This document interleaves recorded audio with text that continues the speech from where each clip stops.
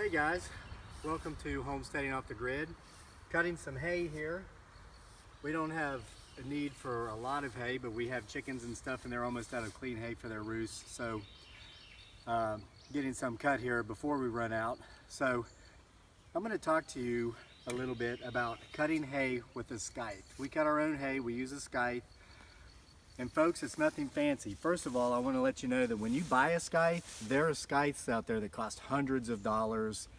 You can personalize them, measure from your shoulder to your wrist, and they'll make these things based upon your height. It's really crazy, but it's good. I mean, I'm sure those are some really efficient, high quality scythes. But I bought my scythe on Amazon a couple years ago for $35. And I had my doubts. I thought, how can something that's only $35 be effective? But it is. I just use it to cut hay.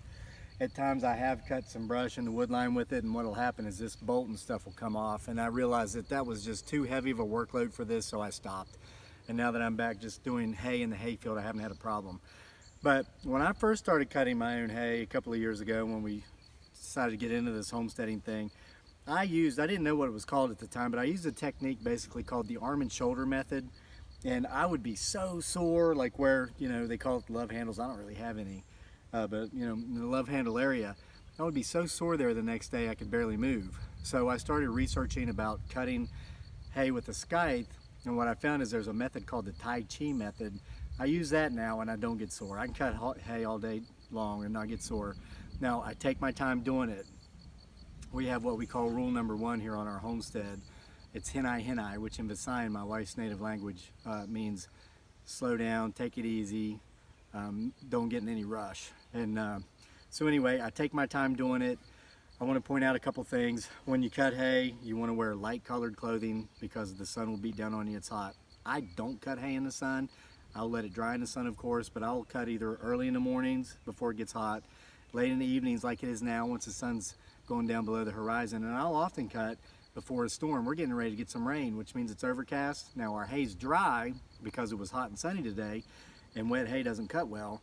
I don't care if it rains here and gets this stuff wet all night because the sun's going to come back up tomorrow and in time it will dry.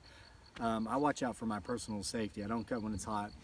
And I also want to make sure to point out to you to keep a bottle of water with you. Not just for hydration, but sometimes you're cutting hay, this stuff will fly off, you'll swallow bugs, you choke.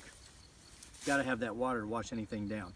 So I'm going to demonstrate for you here quickly the one way you can cut hay, and I wear safety glasses not so much for what might fly off the hay, but also for the gnats. They're everywhere.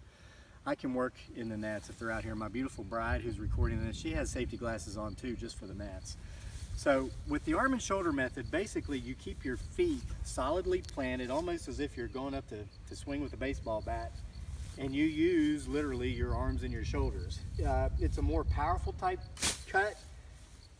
You can, if you keep your blade sharp, you use gravity and physics and you don't really need to worry about power anyway. But if you notice, my feet remain planted. I'm using my arms and my shoulders. I go up to the next place I want to cut hay. I do this.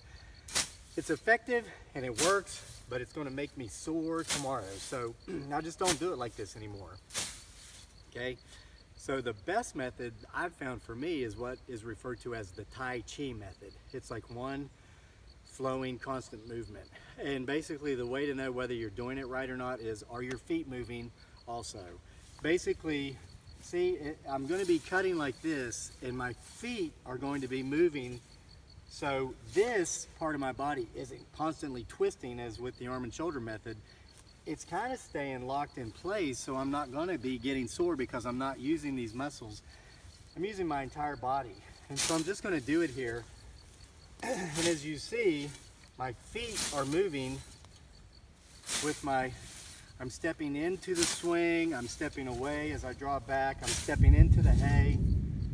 So we got a storm coming, and again, I don't care. This stuff's dry right now, my blade's sharp, so it's cutting really well. It'll get rained on all night, and then I'll just come out and turn it with the rake tomorrow to let it dry. But if you want to know if you're doing it right, just ask yourself, are my feet moving as well as the rest of my body? This is the Tai Chi method, and as you see, I'm cutting plenty of hay.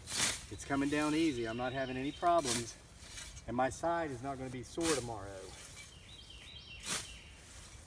And since we follow rule number 1, hinai, nice and easy, steady and slow, I can do this all day long. I'm not forcing it, and you can tell as you hear me talking right now in the video, I'm not even breathing hard. Okay, but now if I just use the arm and shoulder method like I showed you originally, and I sit here like this, just whacking down the hay, I mean, just with a few swings, I start breathing hard. That's like lifting weights. I don't want that. So make sure your feet are moving, slow and easy, nice and steady, one continuous movement. Your waist is kind of locked in a line, so you're not going to be sore with the love handles tomorrow. And you can do it all day long, and that's really all there is to it.